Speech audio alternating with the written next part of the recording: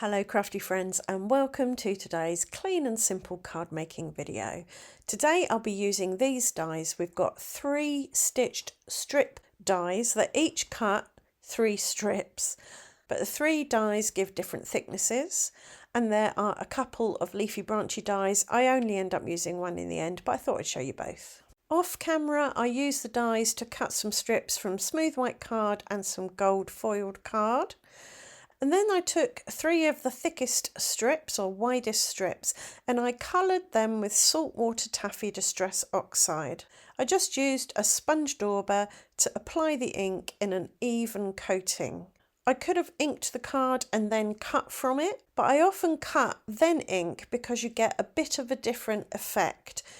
Where there are edges or embossing, it catches the ink slightly differently, so you get a bit of extra visual texture and interest. Next, I wanted to stencil on my saltwater taffy strips, and I thought I'd hold them still, butt them up against each other using a bit of post-it tape. And then I bought in a stencil with some little marks on it and added some abandoned coral, which is a darker version of saltwater taffy, through the stencil and set those aside to dry.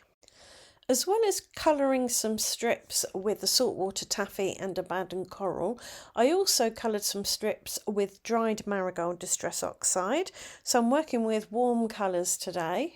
But instead of stenciling on some texture to these, I thought I would stamp and heat emboss. But I'm going to heat emboss with clear embossing powder because it gives a very subtle texture. You get a bit of gloss and a slight darkening or intensifying of the colour. So this is a silicone stamp. I'm using Versamark sticky ink to stamp lots of random dots on my 3 medium-sized strips that I've coloured with the dried marigold.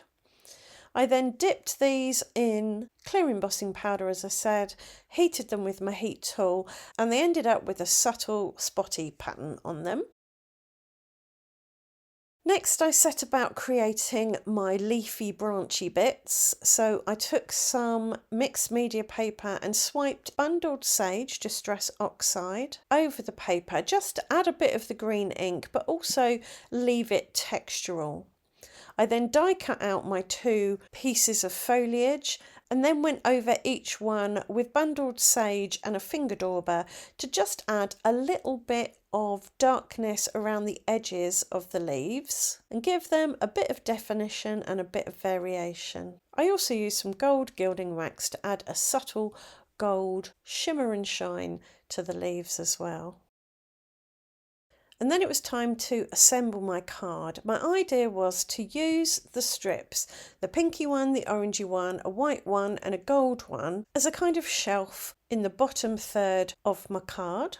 So I took my strips and tore them into shorter lengths so that they had raggedy ends. Sometimes I like a nice clean cut end, sometimes I like a raggedy end. Once those strips were ready, I set about gluing them down. I smeared some high-tack PVA glue on my mat and dipped my strips in them one at a time. I placed my white strip first, about a third of the way up the card, and I used my T-square ruler to help me get that straight.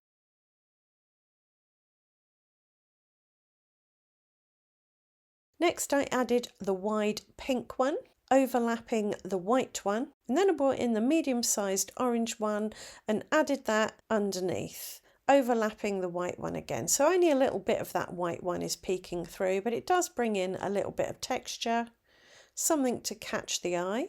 Finally, for the strips, I brought in the gold. So that's a nice bold little bit of bling, but it's not too overwhelming because it's cut with the thinnest strip dies.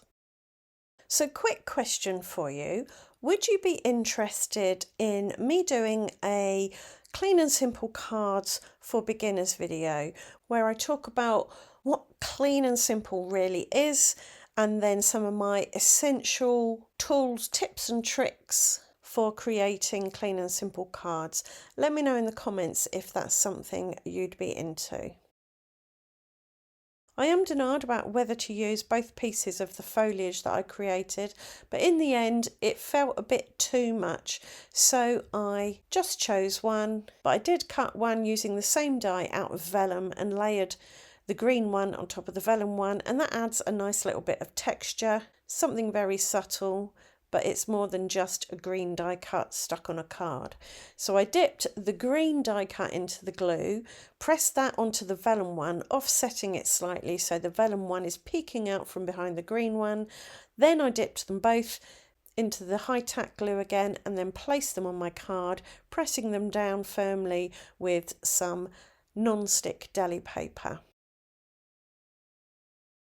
For my sentiment, I chose a nice and short but quite strong "Hi There" stamp, and I decided to stamp it on one of the white strips that I had left over because I thought there wasn't any point in cutting another strip, and this way it would exactly match the strips that are already on there. So I used Memento Tuxedo black ink, stamped it on the strip, and then I popped it back in the die and used that to cut it down to the right length.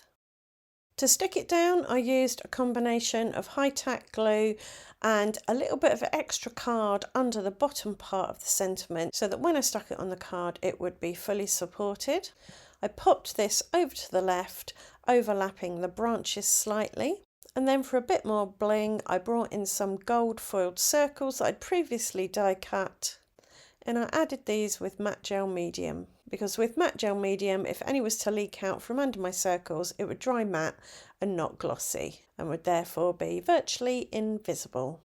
And that's this card done and dusted. I do hope you've enjoyed it. Don't forget to let me know if you'd like me to do a clean and simple card making for beginners type video.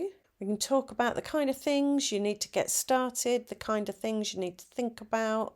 And if you've got any particular questions about clean and simple cards, then do ask those because I can include the answers in the videos too. Right, thanks for watching. I'll see you very soon. Bye for now.